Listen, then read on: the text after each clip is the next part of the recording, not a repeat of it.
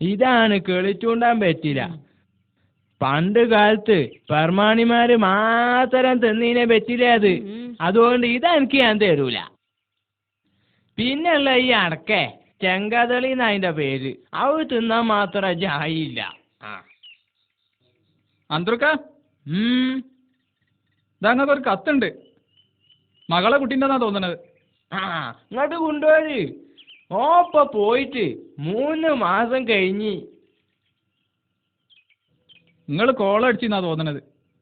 ഇതിൽ കാര്യമായിട്ട് എന്തോ ഉണ്ട്. നല്ല കട്ടിയുണ്ട്. തുറന്നു നോക്കി.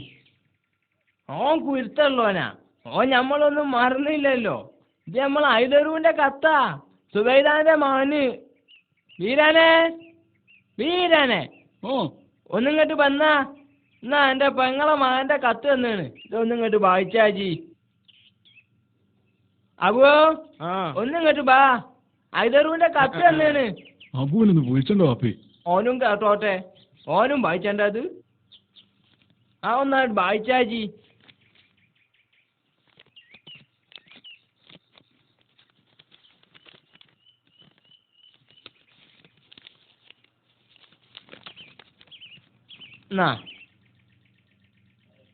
വായിക്കല്ലേ?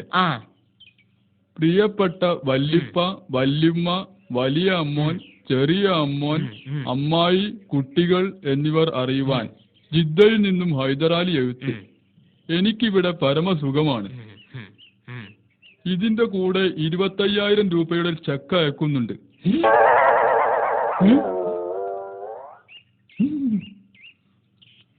ഇതിന്റെ കൂടെ 25,000 രൂപയുടെ ചെക്ക് അയക്കുന്നുണ്ട്. അതിൽ 10,000 രൂപ വല്ലിപ്പക്കും. ഒന്നുകൂടി വായിച്ച 10,000 രൂപ വല്ലിപ്പക്കും. എന്നാല് അത് എനിക്കുള്ളതാ. അത് ഇന്റെ കജി തന്നെ തരണോ. ഞാൻ അതും ചോദിച്ചു ഇന്റെ പരങ്ങാനും വന്നാലുണ്ടല്ലോ. ഓനേതായാലും ഉസുറുള്ളോനാ. ഈ ബാക്കി വായിച്ച 10,000 രൂപ വലിയ അമ്മോനും. അത് എനിക്കാണല്ലോ. ഞാൻ അതില് കഴിയിട്ട് വാരാൻ വരരുത്. ഡകാ ഡകാ. എനിക്ക് എന്റെ ഒരു ഉറുപ്പിയും വേണ്ട. ഓന്റെ ബാക്കി വായിച്ചാജി. 1000 ചെറിയ അമ്മോനും. എനിക്ക് 1000 ഉള്ളൂ. 1000 തന്നെ കിട്ടിട്ട് എന്താക്കാനാ? വായിച്ചാ. 1000 വല്യമ്മാക്കും. നിങ്ങൾക്കുണ്ട് 1000. 1000 അമ്മായിക്കും. അനക്കുണ്ടടി. 500 വീതം കുട്ടികൾക്കും. ഓൾത് പിന്നെ ഞാൻ തന്നെ വെച്ച് പിടിച്ചോളാം. കൊടുക്കണമെന്ന് പറഞ്ഞുകൊണ്ട് ഒരു കത്തെഴുതാനാണ് ആഗ്രഹം. പക്ഷേ ഇതുവരെ പണിയൊന്നും ശരിയായിട്ടില്ല.